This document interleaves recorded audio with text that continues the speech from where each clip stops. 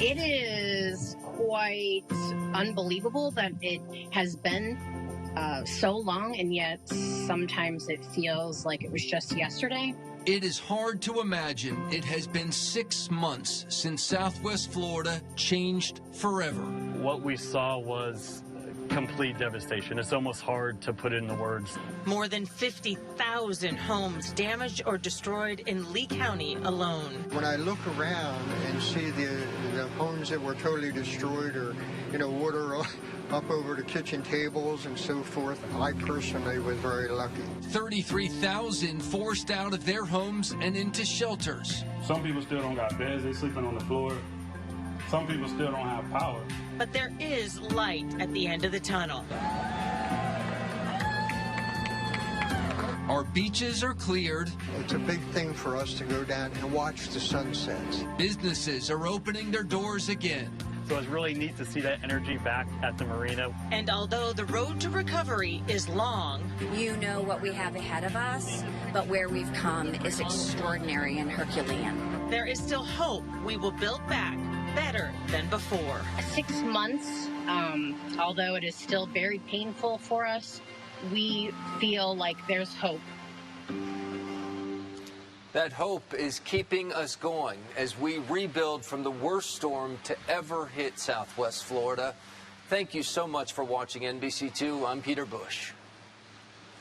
And I'm Kellie Burns, and the symbol of hope is right behind me. Sanibel's iconic lighthouse relit last month, 5 months after the hurricane took out the light, took out one of its legs, washed away all of the 3 cottages around it, the lightkeeper's cottage and the other 2 cottages, yet it still stands there today with a temporary leg, a symbol and a beacon of hope for all of Southwest Florida, really.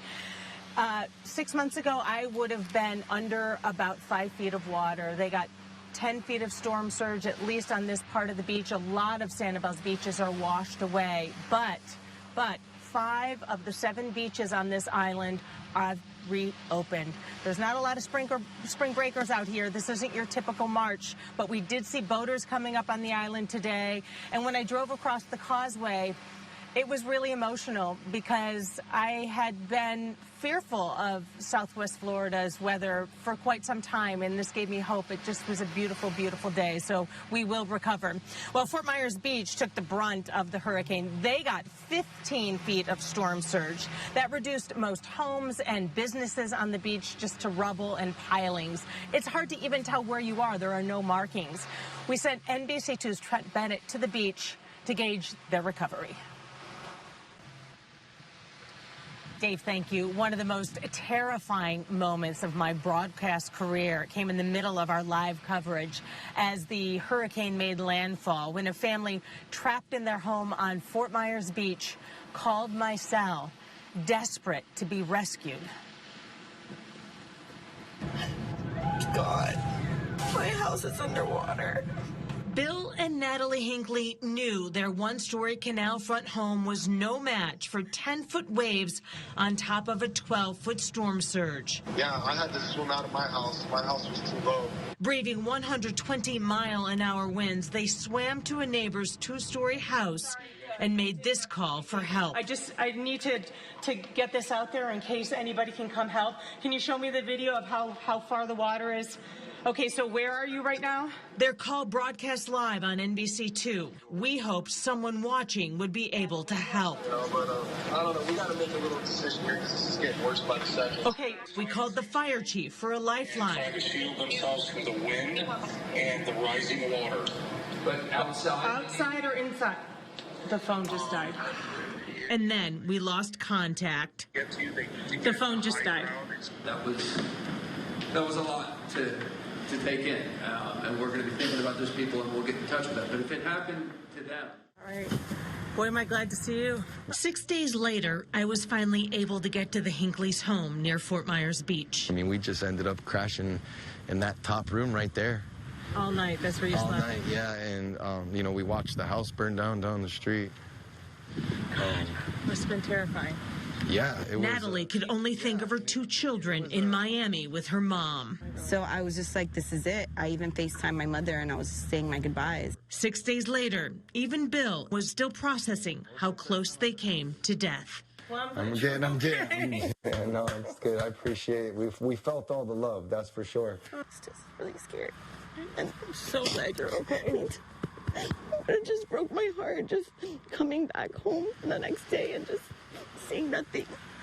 My house is gone. When we come back, we return to Cutlass Drive 6 months after that terrifying day. So much is uncertain in their lives right now. One thing is for sure. I will never stay for a hurricane in my life. That was my next question. Will you stay during a hurricane? There's a hurricane coming. I'm like, we are leaving.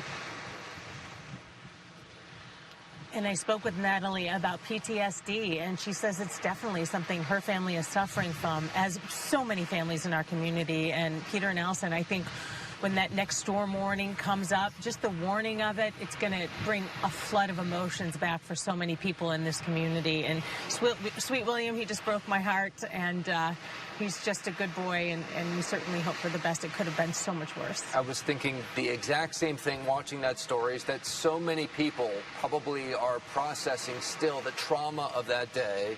Yeah. And, you know, it's just going to take a while. Hopefully our homes and our minds and our feelings are recovered before we have to deal with anything big headed our way. We could use many, many seasons without a hurricane. Yeah. Thanks, Kelly. We'll be back with you in just a bit.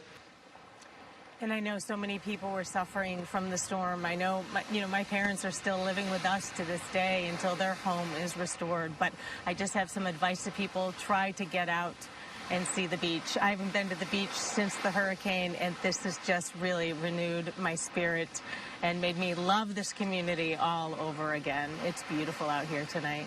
It still is, and people still keep coming here for that reason. You know, we've been bringing you these stories for the past 6 months, and we're going to bring them to you for the next 6 months and beyond as we all get through this together. NBC2 News at 6.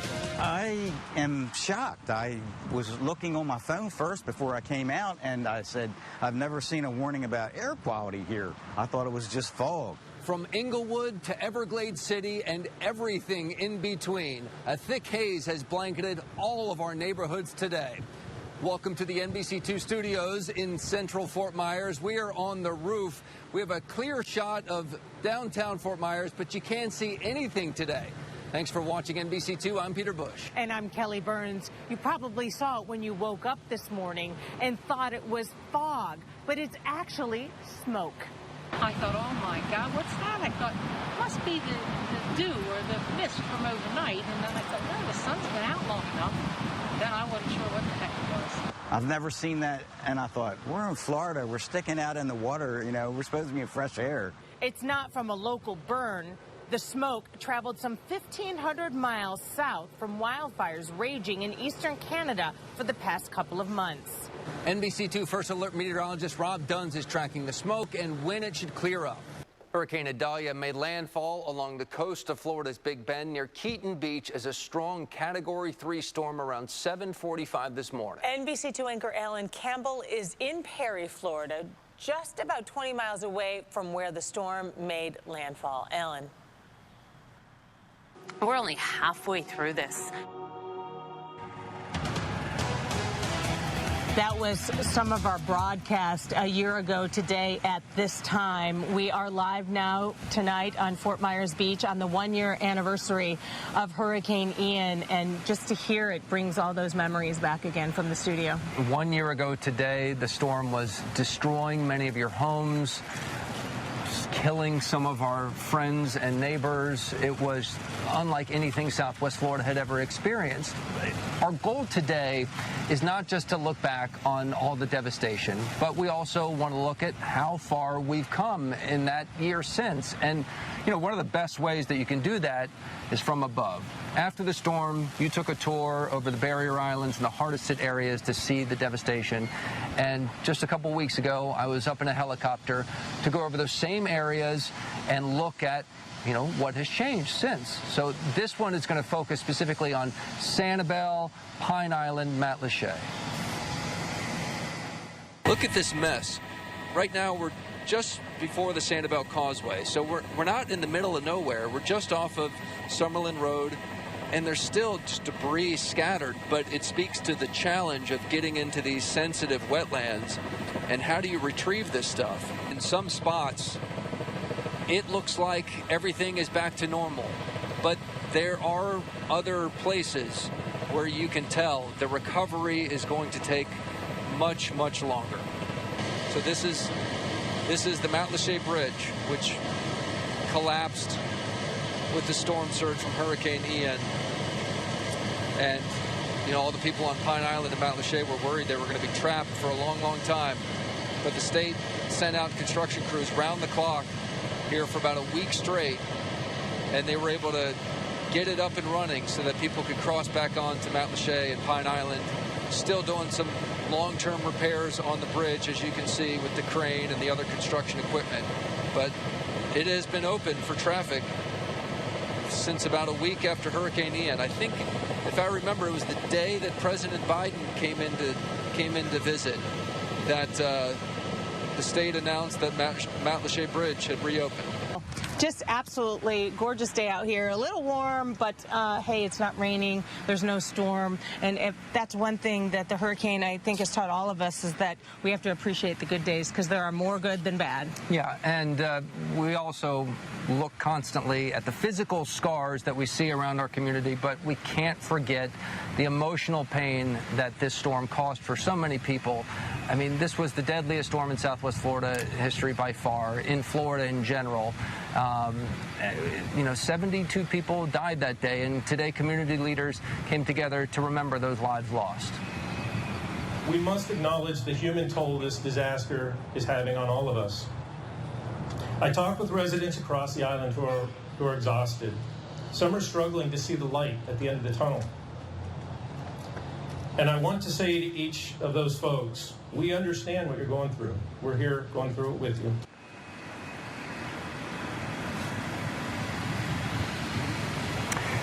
I should say it was 72 in Lee County alone. Statewide, it was 150. Just awful. And on Fort Myers Beach alone, 900 buildings were destroyed during Ian. More than 2,000 were damaged. In Lee County, more than 5,000 buildings were damaged. It was just unlike anything we have ever experienced. Before we go to another commercial break, we want to show you the new permanent reminder of the loss of life here on Fort Myers Beach. In memory, honoring those we lost during Hurricane Ian, September 28, 2022. And then underneath it has all the names of the people here on Fort Myers Beach who lost their lives.